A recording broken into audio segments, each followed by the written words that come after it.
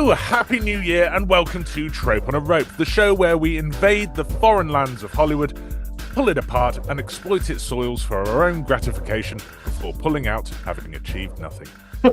Over the next few weeks, we, a show that Google describes as a comedy podcast, will delve into the positively comedy-scarce and downright murky waters of the Vietnam War, where young men were plucked from the streets and were flown as far away from home as it is possible to get before you start coming back, to risk life and limb for vague and nebulous reasons. My name's Jeff, and my trusty lieutenant, currently bleeding out after taking a claymore to the dick, is Mr. Colin Gerard. You're right, mates. I'm good, thanks, sir. How you doing? Right, this is one sentence long, this. Full Metal Jacket kind of tells the story of Matthew Modine's private joker, the narrator who is not the main character for the first half of the film and just kind of there for the second half. Yeah. Absolutely. I was about to say that this movie, when I was watching it, I used to think it was two movies that had been like merged together. And now I think it's three. Three? Okay.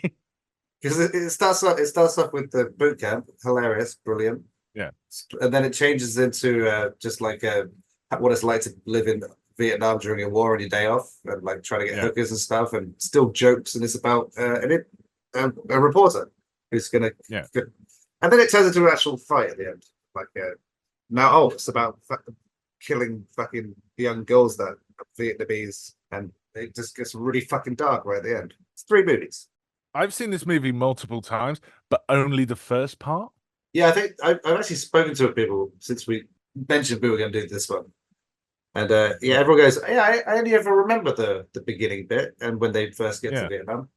And I'm like, yeah, actually, I think I've only watched the first half of the movie about 20 times. Yeah, I've watched the boot camp part of this film loads of times with the vague memory that the second part isn't as good, but watching it all the way through, it is good. But yeah, both parts are great. I think it's because it's self-contained, the first part, which is quite a good depiction of what boot camp's like, right? Because they do like isolate them, break them down.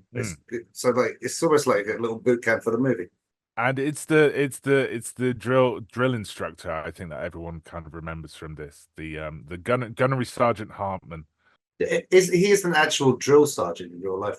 Yeah, I will get to. Do you know the story of him in this film? I mean, he was brought on to teach the actor how to be a drill sergeant. Yeah, so I do have the full story of that, but we'll get to that in a minute. I've written my notes for this are vague because it's mostly the making of this film is fucking fascinating. Really?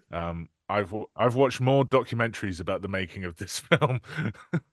Like the Vietnam half, I haven't actually written anything about the Vietnam half. I've just realized. What are your feelings about Vietnam War films in general? Well, I mean, Vietnam wasn't the best of wars for America.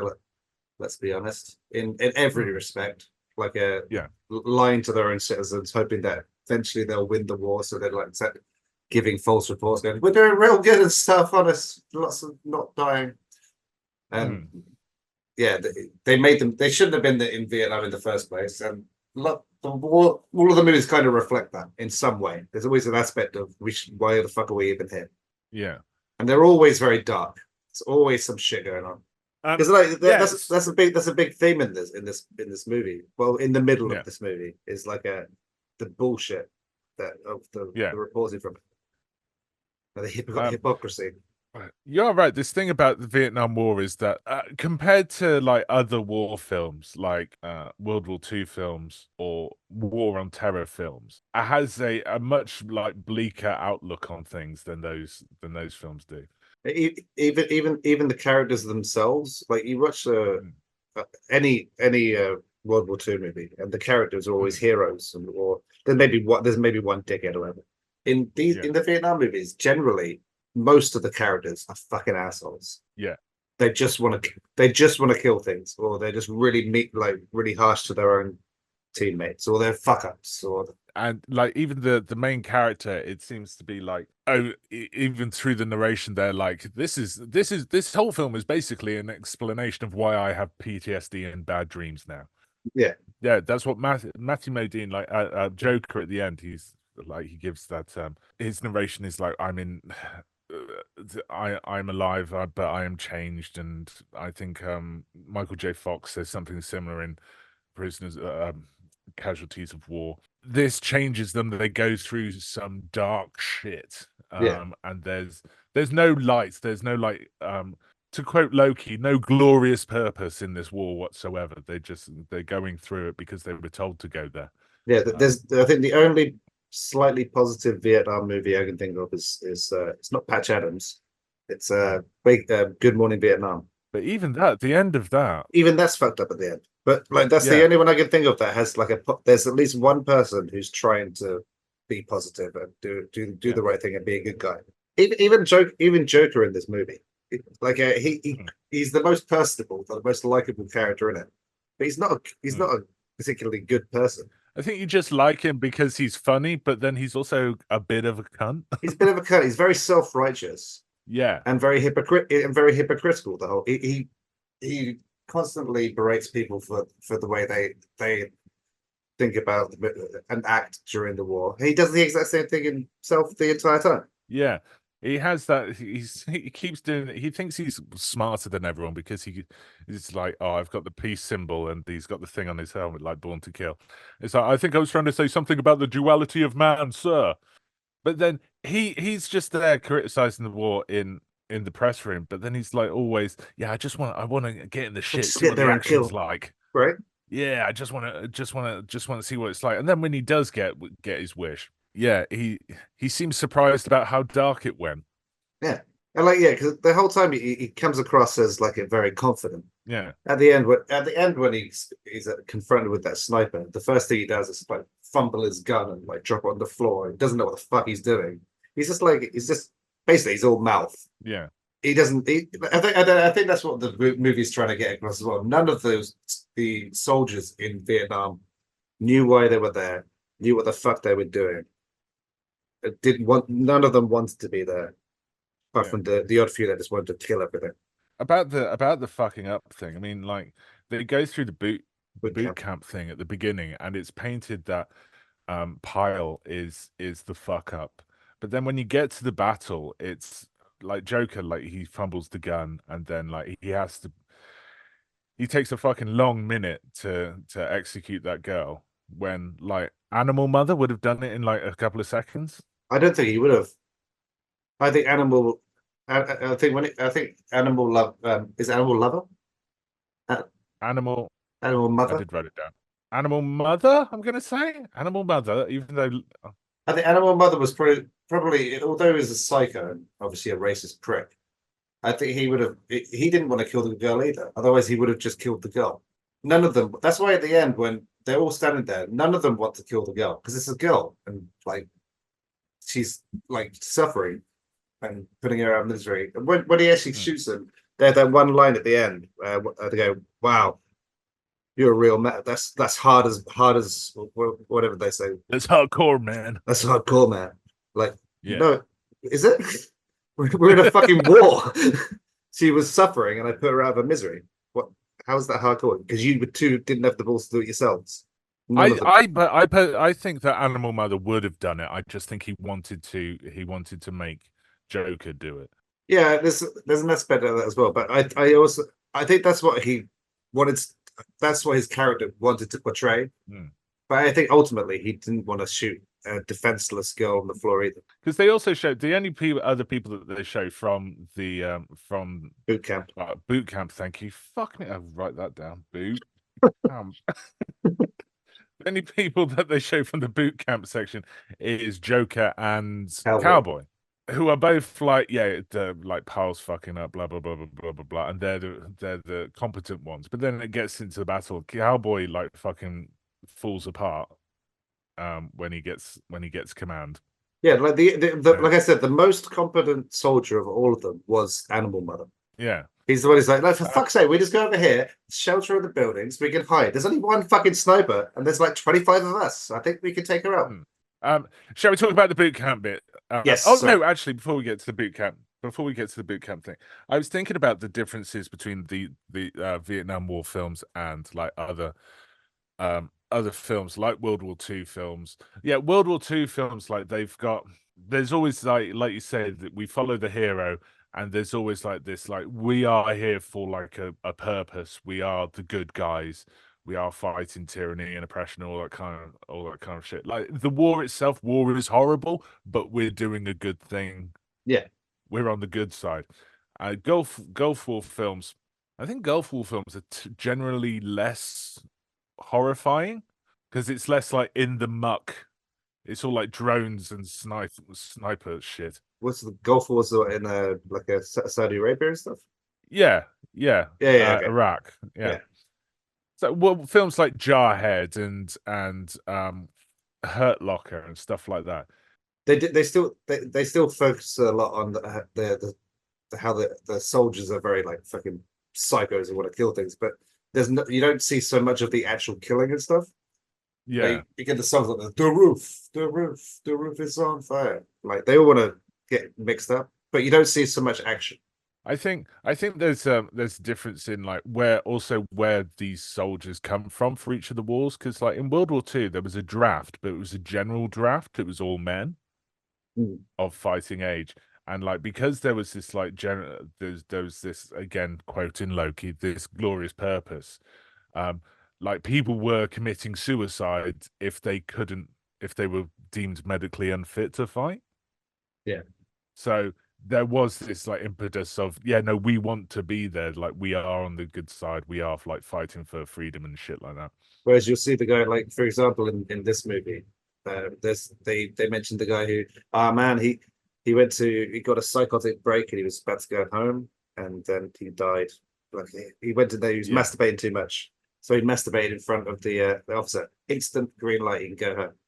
Like they don't want to be there. They don't want to be there. So like Gulf War films, like modern war films, because they don't have the draft anymore. So in films like Jarhead and Hurt Locker and Black Hawk Down, they're professional soldiers who signed up for it on purpose. Who want to be there. Vietnam War was a lottery draft. Was it a lottery draft? It was lottery. It was based on your birthday. Jesus. So they did have professional. Obviously, they also had professional soldiers, but a lot of them, if you were drafted, if they pulled your birthday out of a fucking lottery machine, then you had to go. And doesn't, but yeah, you also had the dissenters, right? The ones what's that sprays? Compassionate dissent or something? Conscientious objector. Conscientious objectors.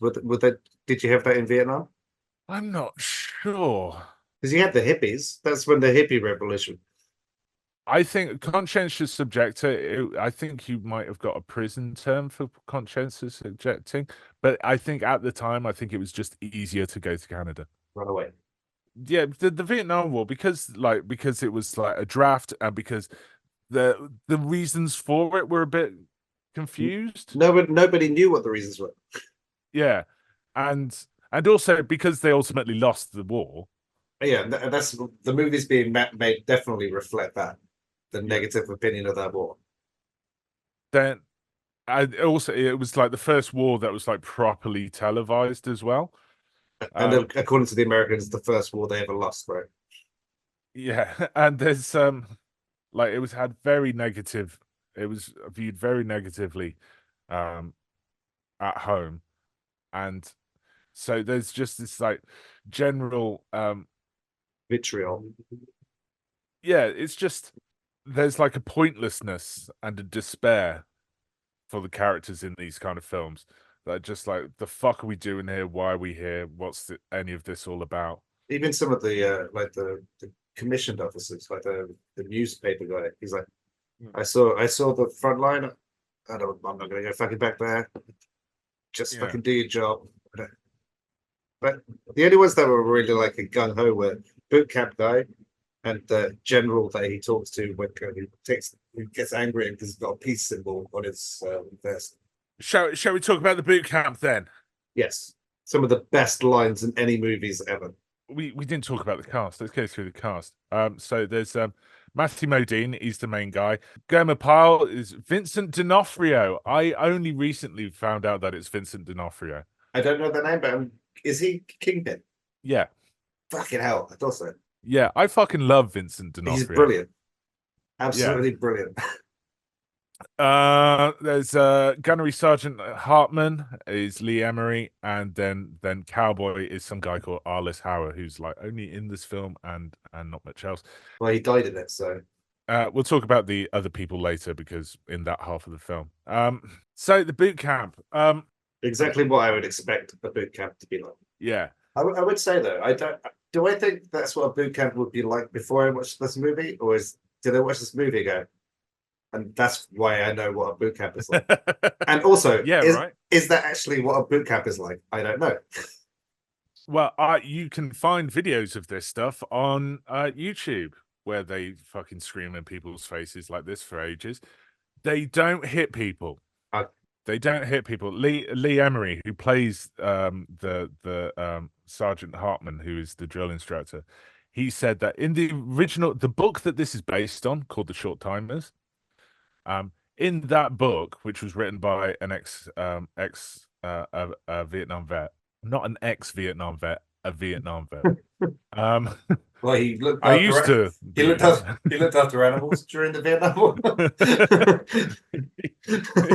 He was the pigeon wrangler. Yeah. Communications, like it. In that book, the drill instructor like hits the recruits and shit like that. You're not allowed to do that. That's like disciplinary stuff. So he toned it down. Like he punches Joker, and then he does get physical with Goma Pal. But apart from that, technically, Goma Pal chokes himself. Technically speaking, he does. Right, I want you to remember this. I have to write this note down because I know I didn't write it down later. It starts with the haircut at the beginning. Yeah. Hello Vietnam by Johnny Wright. There must be like Spotify playlists for different films, right? Yeah, there is. Especially Vietnam films that play all these like similar songs. So they're all getting their haircut at the beginning. They kind of look like despondent and maybe a little bit pissed off because it was a reshoot at the end. It was like a pickup. Like everyone had got their hair. Everyone had got their hair back. Fuck. Months after finishing the film, they got their hair back, and then was like, "Oh, can you come back in just so that we can do this haircut scene?" So I was like, "Fucking shaved again." Do you reckon they did that on purpose? Because that would be a really, because like I'd be pissed off. It's a very, very, very. It's a very natural response to having to have your hair shaved against your will. I mean, it's a Kubrick film, and he's known for being a bit of a dick about these things. I think that's genius if it was on purpose. Fucking genius. You would definitely get the right reaction. So we got Lee Emery. He does this this big ass speech, which is just fucking brilliant. Some great quotes in this, which I can never quote correctly. Unfortunately, I've got to watch it a few more times. What do you have a favorite bit of his though? I've got it's like a golf ball through a hose pipe. I will cut off your head and shit down your neck. Yeah, my favorite bit. I did write it down. I bet you're the kind of guy who'd fuck yes, in the ass and not even have the common decency to give a reach around. Yeah, genius. Common courtesy of a reach around. So on that note, shall we talk about Lee Ermey and how he got the role? Yeah, because that's actually the thing I'm most interested in. So Lee Ermey, as you mentioned earlier, was he was a real drill instructor. With the Marine Corps, and he started work in Hollywood as a technical advisor. He was in a film previous to this playing a drill instructor. He was in a film called The Boys in Company C. Never heard of it. Neither had I. But he plays a drill instructor, but it's like a slightly softer drill instructor, like a fatherly figure to the boys in Company C. Like the respected elder. So he joined Full Metal Jacket as a technical advisor. Full Metal Jacket, by the way, is a film of two halves. And you know how films are not filmed in sequence, right? Yeah. Neither was Full Metal Jacket because they filmed the Vietnam half first. Oh, really? All of that film, yeah. They filmed the Vietnam half first in London. Oh, what? there are several locations. The Vietnam bit. There are several locations in and around London, specifically on the Isle of Dogs in the middle of London. Yeah. People who don't know London, listeners who don't know London very well, the Thames River, there's like a very S-shaped bit in it. The Isle of Dogs is one of the curves in the S. And it used to be like this industrial, like I think it's quite a posh place now. Like there's like Canary Wharf and shit is there and stuff like that. And the Millennium Dome or the O2 Arena is just across the shit river. like that.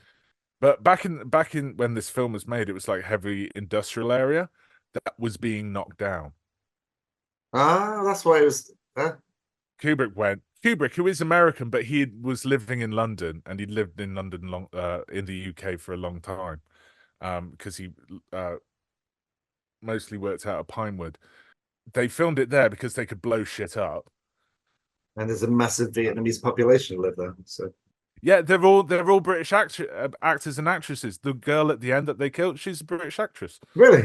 I don't think on her IMDb page it says that she's a British actress, but it also doesn't say that she's been in anything else. So, well, she's dead, for fuck's sake. She's dead. So yeah, sorry, I should be. Why aren't you in other things? Oh, you're dead.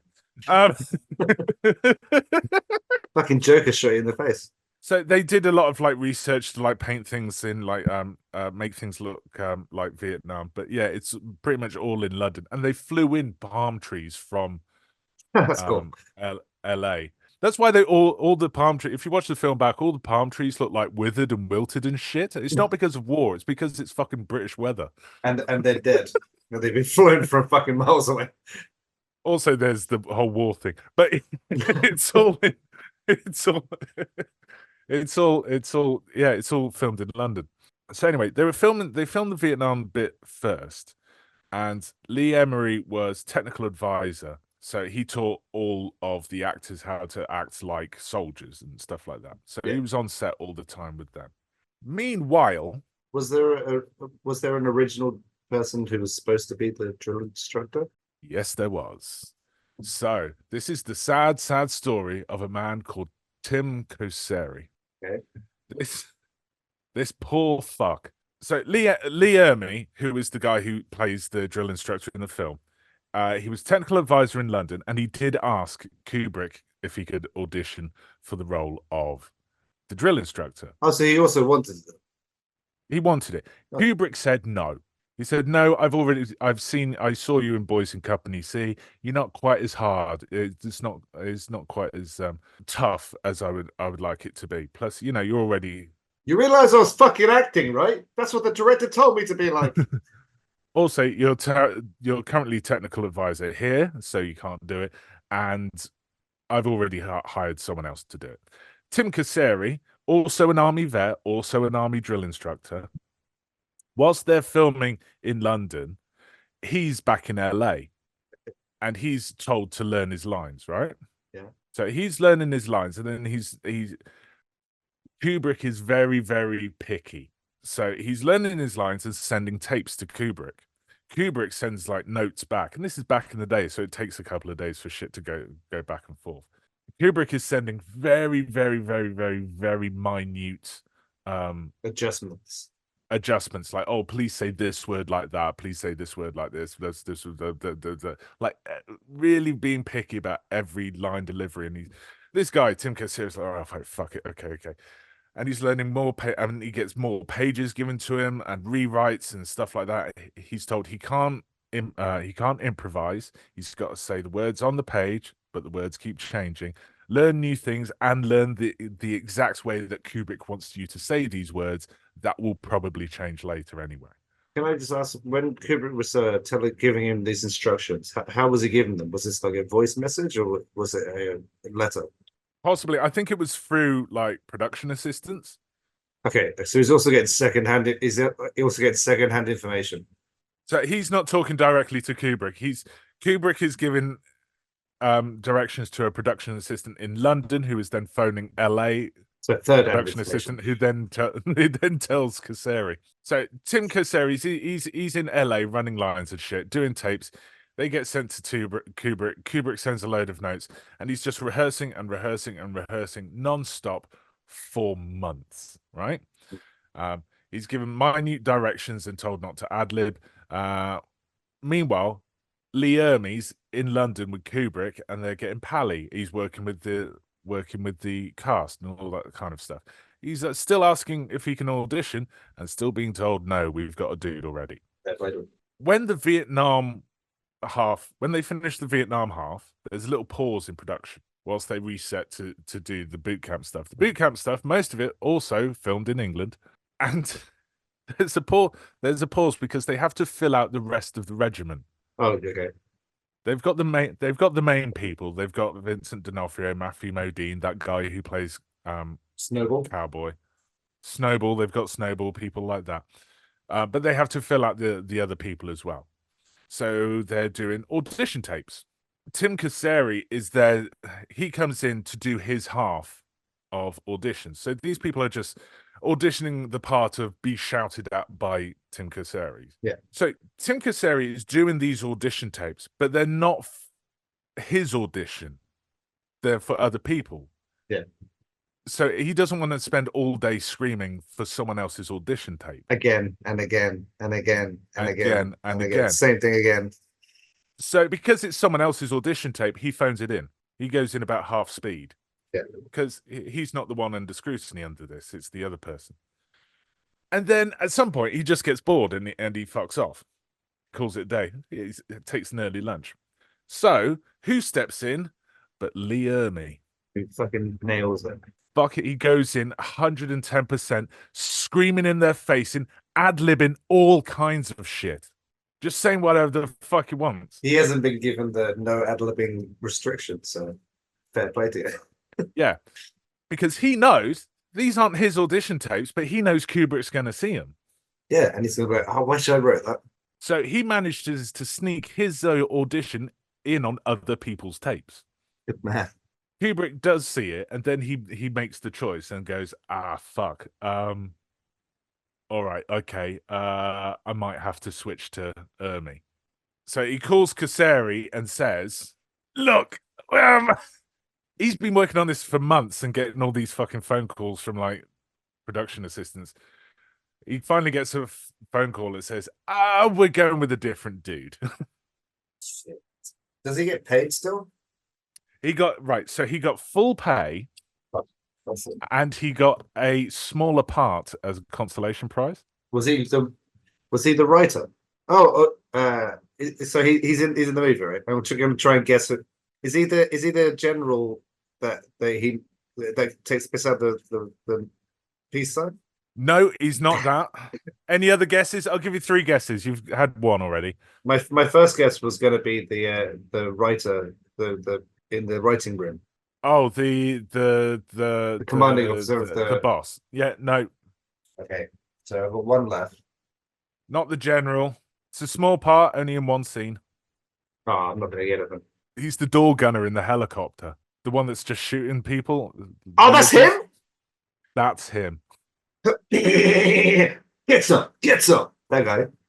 Yes, and well done for remembering what he says. Get some. So he was pissed. To be fair though, he did a fucking good job of that little tiny role. So he took his full pay. He got the part. He did the door gunner thing, and he also got in the credits. He gets a solo name card. That's pretty cool. But yeah, he's only in that. He's only as the door gunner, and he does say get some. So fuck. I would be so pissed off. Right, it gets worse for him. Oh shit! No. Jumping over to Ermey.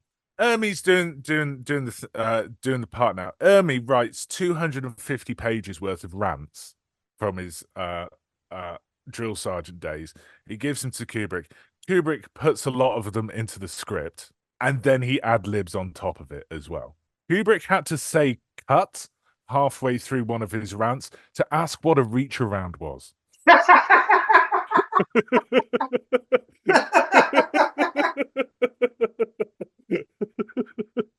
That's brilliant. I just got the middle image of him going through his line. Just go cut. Yeah. What's the reach around? For fuck's sake, you interrupt me for that. What the fuck? So yeah, Ermey, he improvised a lot of lines. It's not all improvised. A lot of it was scripted, but it was based on notes that of his 250 pages of rants. There was a point in the production of the boot camp scene where Lee Ermey was in a car crash. He got badly injured. I think he broke some ribs and stuff. And he couldn't return to do the filming. Oh shit. He would have been out of action for months. So Colseri got the call, can you come back? And then he gets ready, gets packed, and he's waiting at the door for the driver to come, and then he gets a phone call saying, no, don't bother, it's all right. Why? The insurance company that was covering the film agreed to pay for the production to pause and wait for Ermey to get better. Oh my god, this guy must feel so undervalued. Yeah. Do I not even get a chance? Just one chance to show you that I can do it? Just once.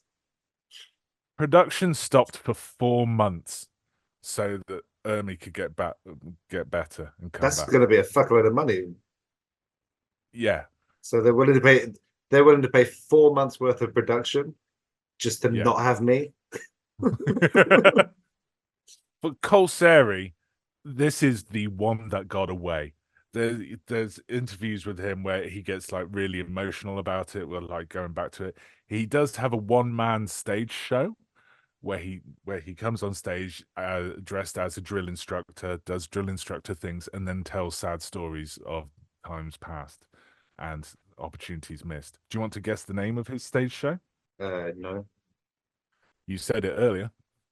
Did I? Get some. Yeah.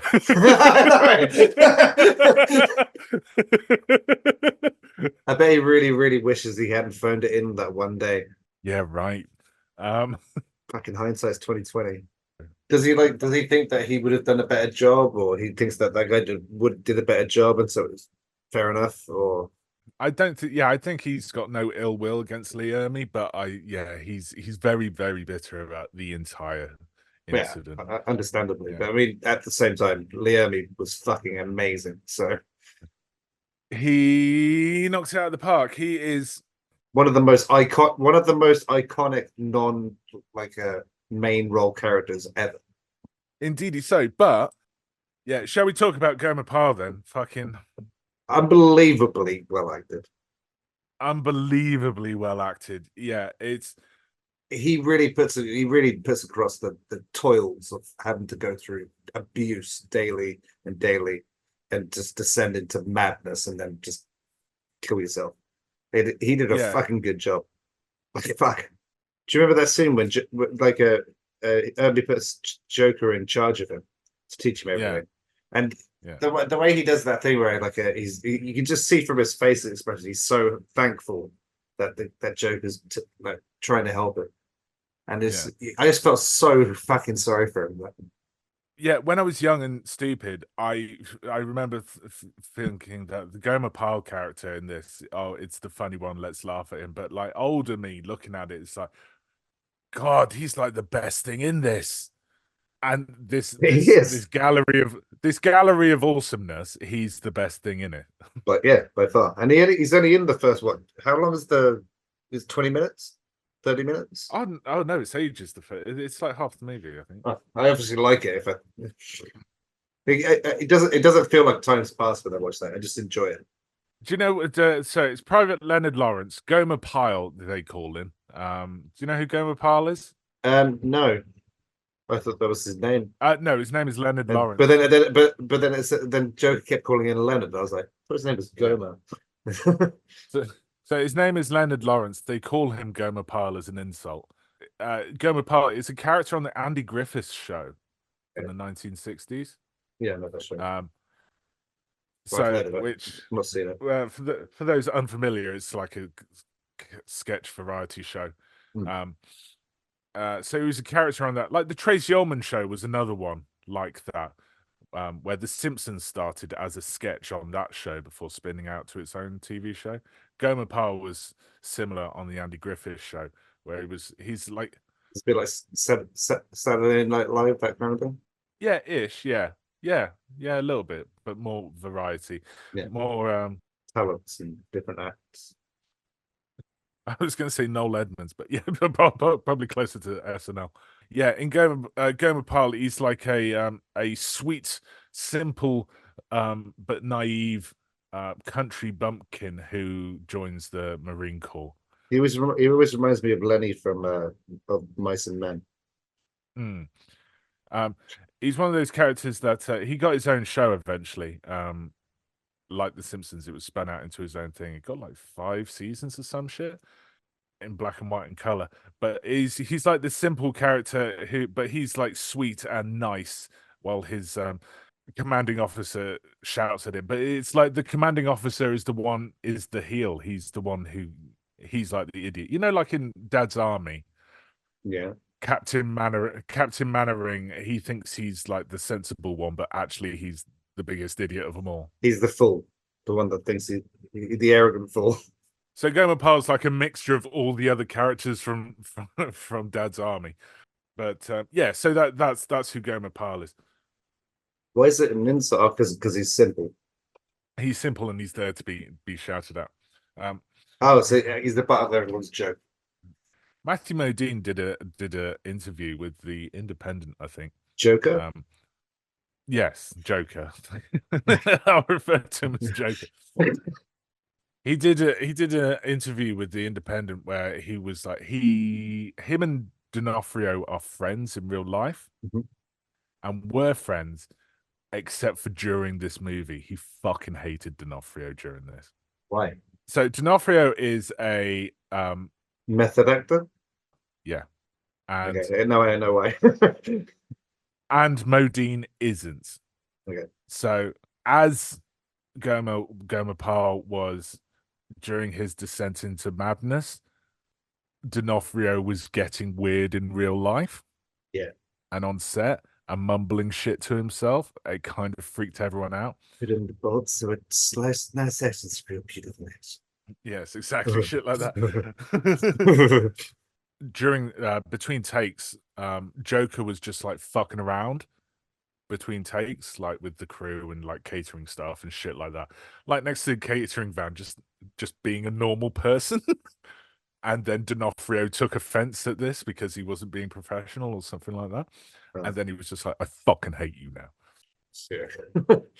It must be difficult for on both sides for a method actor to work with a non-method actor. Yeah, right. What is called a blanket party? What's that? It's the bit. It's the soap in the socks thing. Oh, okay. So yeah, that's called a blanket party, and it has its own Wikipedia page. Can I guess? He was only supposed to hit once as well, but he decided to keep hitting him afterwards. But Modine says, "Is that right?" He's not entirely sure if, because he does do it a couple of times afterwards, and he thinks he does it like 5 times. He says, "If I'm honest, I can't be 100% sure that I wasn't like, this one's for the film and this one's for me." You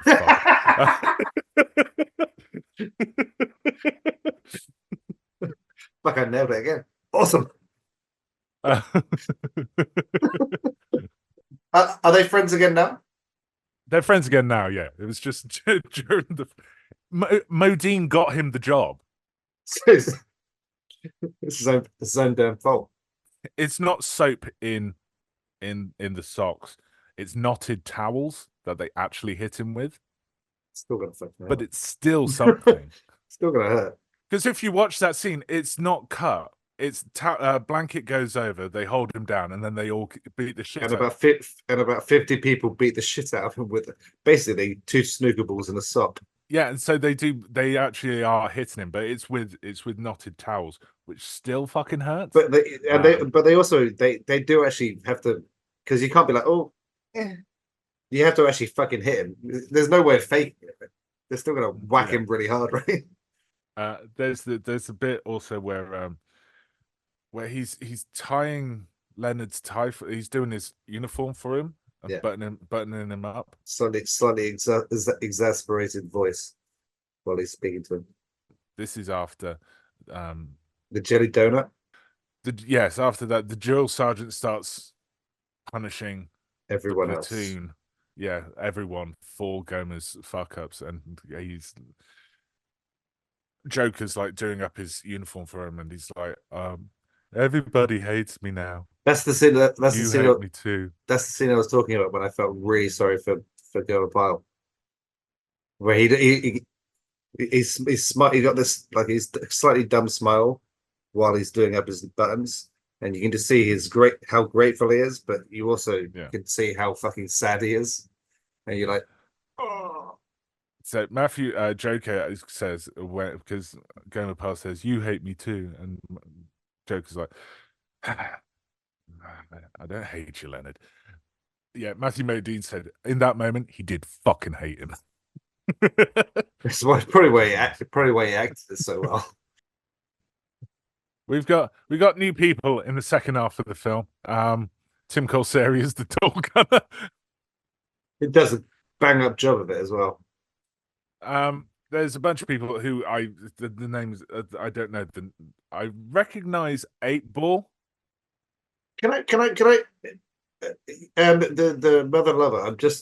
I remember it's from a week ago, and I'm probably definitely wrong. But is he the Punisher? No. Okay, I didn't think so. Animal Mother is Adam Baldwin, possibly the most famous person in this film after Vincent D'Onofrio and Matthew Modine. And yet somehow the least of the Baldwins, famously. Yeah, I only realized recently that he's not part of the Baldwin family. Oh, shit. He's just called Baldwin. It's just a coincidence. I thought for years that he was a Baldwin. I just realized he's a Baldwin. That is his name. But he's it's not one of the Baldwins. Yeah, he's not one of the Baldwins. I just discovered that right now. Yeah. I've always liked him in stuff. Apparently he's a bit of a dick in real life, but they all turn out to be dicks in real life. But I've always liked him in stuff. Yeah. He's in Firefly. He's Jane in Firefly. Yeah. So Animal Mother. I recognize Dorian Harewood, 8-Ball. Oh yeah, definitely. I've seen loads of 80s stuff. Yeah. And then there's Rafterman, who I don't know who that is. Kevin Major Howard.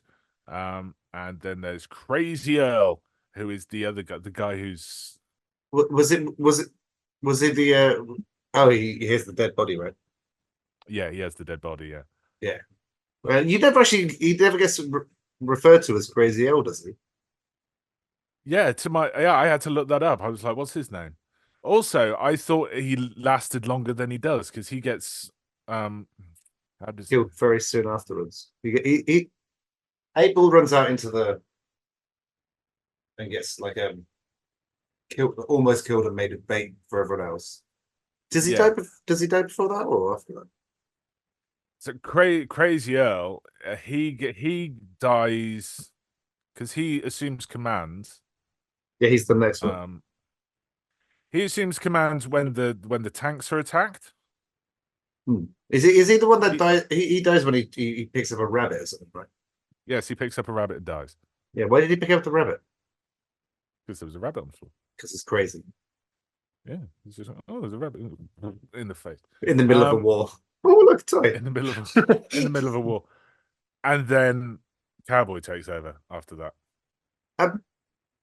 Yeah, the Crazy Earl's death was a bit random. Yeah, but I suppose that's the way it is in.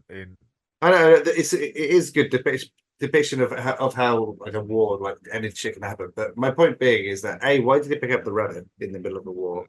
Like, oh, look, a toy. I want to play with the toy. And B, why would the Vietnamese soldiers hide a bomb in a rabbit? Who's going to pick up a fucking rabbit? No one. It made no sense.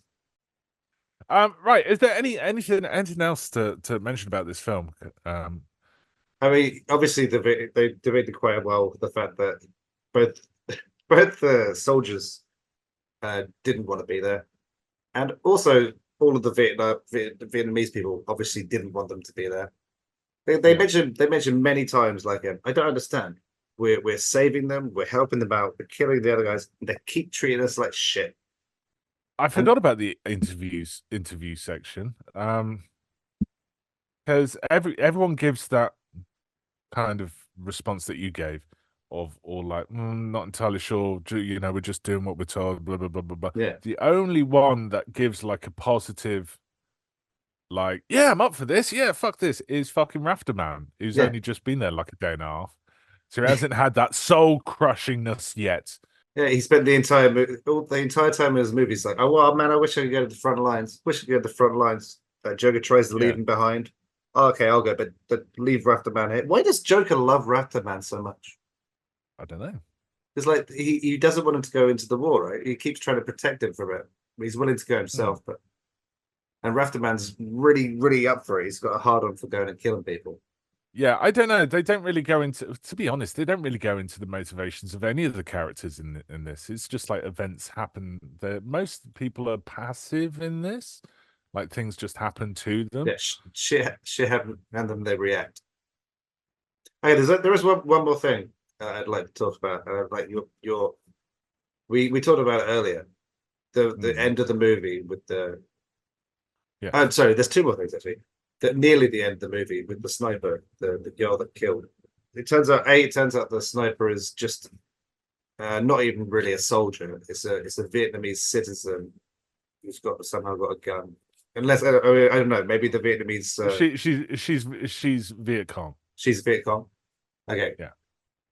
But she's also like 14 or something. Yeah, she's like really, really young. She's female. Yeah. She's alone, and she's trying to snipe them, and then obviously dying on the floor, begging for life. Why do you think that everyone? No, she's begging for death. Sorry, I meant begging, like kill me. Why do you think Why do you think that everyone didn't just kill her straight away, or why does everyone want Joker to do it? Do you think that they would have done it themselves? Do you think they're all just like a fronting that they could in that kind of situation, but they just want some other person to do it for them? I think I said earlier that I think Animal Mother would have done it, but he does say that he just wants to leave her the way she is. Because 8-Ball, the way that she shot 8-Ball, she didn't kill 8-Ball. Like 8-Ball bled out, screaming in the middle of the thing. So I think my Animal Lover wants to just leave her like that. Well, that's what I was going to say earlier. Before, I don't think he would have shot. I don't think that. I think number one, I think it would be quite hard to kill an unarmed 14-year-old just lying on the floor begging for death. But also, she's begging for death, and he's a sadistic motherfucker who doesn't give a shit. He would want her to suffer more, and he would have walked away. Yeah, it's only Joker who says that they should put her out of her misery, and then he says, "Well, if you want to do that, you do it." Yeah, he says like, "I'm the fucking commander, so I'm not trying to command you. I'm just saying." yeah. I think Animal Mother would have let her to. But he does say leave her for the rats. In your situation, in that situation, if you were Joker, what would you have done? Yeah, I'd have shot her. I think I would have shot her. Yeah. And I would probably similar to Joker. I wouldn't have enjoyed it.